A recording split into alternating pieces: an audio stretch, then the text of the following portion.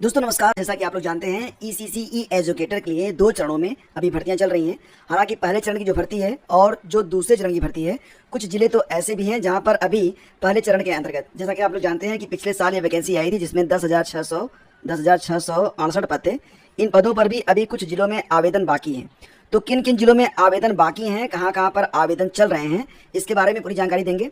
और 2 डेज यानी कि आज 3 जिलों में आवेदन स्टार्ट हुए हैं, कब तक आवेदन कर सकते हैं।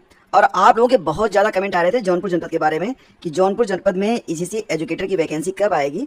तो दोस्तों इसके बारे में बात करेंगे। जौनपुर में भी आवेदन की प्रक्रिया आज से स्टार्ट हो चुकी है। आज की डेट में अगर आप आवेदन करना चाहें तो 3 जिले हैं जहां पर आप आवेदन कर सकते हैं। पहला जिला कुशीनगर है, तो कुशीनगर में भी आज आवेदन आप कर सकते हैं। 10 सितंबर 2025 तक कुशीनगर में आवेदन करने की लास्ट डेट है। बहराइच में भी आवेदन कर सकते हैं, 17 सितंबर 2025 तक लास्ट डेट है। जौनपुर में क्योंकि आवेदन आज से ही स्टार्ट हुए हैं, तो ये जैसा कि आप लोग जानते हैं कि अगर आप जौनपुर से हैं तो जौनपुर में भी आवेदन जो है ईसीसी एजुकेटर के लिए प्लस तकनीकी अनुदेशक के लिए 2 प्रकार के पद आए हुए हैं। और कुल मिला के यहाँ पर आवेदन जो है वो 9 सितंबर से स्टार्ट होकर 24 सितंबर तक आप कर सकते हैं। ठीक है, तो सारी डिटेल्स मैं आपको प्रोवाइड कर रहा हूँ। पहले तो बात करते हैं कुशीनगर के बारे में दोस्तों। तो कुशीनगर में जैसा कि आप देख पा रहे हैं, कुल पदों की संख्या कुशीनगर में 185 है।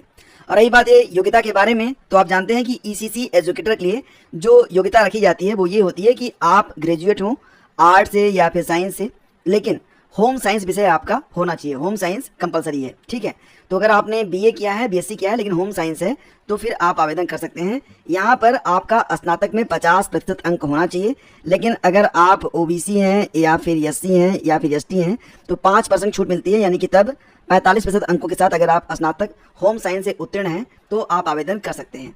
अगर आपने होम साइंस से स्नातक नहीं किया है तो फिर ऐसी कंडीशन में जो लोग सिटी नर्सरी डीपीएससी या फिर नर्सरी टीचर ट्रेनिंग का सर्टिफिकेट धारित करते हैं वो लोग भी आवेदन कर सकते हैं। यानी कि एलिजिबिलिटी 2 प्रकार की रखी गई है, या तो होम साइंस से आपका स्नातक हो या फिर आपने सिटी नर्सरी या फिर एनटीटी जैसा कोर्स किया हुआ हो। यहाँ पर दोस्तों ध्यान रखिएगा कि अगर आप बीएड वाले हैं तो आवेदन नहीं कर सकते हैं।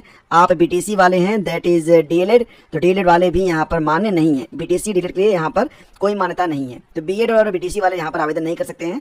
आवेदन कौन लोग करेंगे? जो लोग या तो होम साइंस से स्नातक हैं या फिर सिटी नर्सरी या फिर नर्सरी टीचर ट्रेनिंग का कोर्स किए हुए हैं। ठीक है, तो फ्रेंड्स ये तो होगी आपकी एलिजिबिलिटी। अब यहाँ पर देखते हैं कि जैसे कि 10,684 यानी कि पुरानी जो वैकेंसी है उसमें भी अभी किन किन जनपदों में फॉर्म अभी नहीं भरे गए हैं। ठीक है, कौन कौन से जनपद है जहाँ पर अभी पिछली भर्ती जो अभी वर्तमान में आई है, मैं आपको बताना चाहूंगा कि 2 प्रकार की भर्तियां यहाँ पर हैं।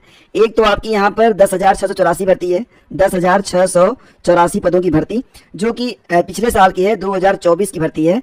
और एक भर्ती इस साल आई है 8,888 पदों की भर्ती 2025 में। तो 2025 के बारे में तो बात ही मत करिए, यहाँ तो अभी आवेदन शुरू नहीं हुए हैं। लेकिन अभी 10,684 2024 की जो भर्ती है ना, उसमें भी देखा जाए तो कुछ अभी जनपद हैं जहाँ पर फॉर्म भरने बाकी हैं, जैसे कि कन्नौज, हाथरस, बदायूं, सुल्तानपुर, चित्रकूट, कानपुर नगर, चंदौली, बलिया, बलरामपुर, अमरोहा, ललितपुर, अंबेडकर नगर, सोनभद्र, कौशाम्बी, रायबरेली, महाराजगंज, उन्नाव, बिजनौर और औरैया में अभी फॉर्म नहीं आए हैं।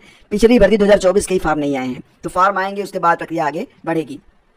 फिलहाल दोस्तों ये वीडियो जो मैं आपको यहाँ पर जो सूचनाएं मैं आपको दे रहा हूँ, तो ये सूचनाएं 9 सितंबर 2025 तक अपडेटेड है। इसके बाद हो सकता है कि कुछ और जिलों में आवेदन आपके शुरू हो जाएं, जो कि लिस्ट में आपको दे रहा हूँ। तो फिलहाल तो ये समझिए कि 9 सितंबर तक यहाँ पर अभी फॉर्म भरने बाकी हैं और यहाँ पर फॉर्म भरने की प्रक्रिया गतिमान है, तो कभी भी आवेदन स्टार्ट हो सकते हैं। और जब आवेदन स्टार्ट होंगे तुरंत आपको जानकारी इसी चैनल पर मिलेगी, इसलिए इस चैनल को सब्सक्राइब करके रखिए। नीचे सब्सक्राइब का बटन होगा, उसको अगर आप नहीं दबाएंगे तो अगली नोटिफिकेशन आपको नहीं मिलेगी, आप इस चैनल से दूर हो जाएंगे।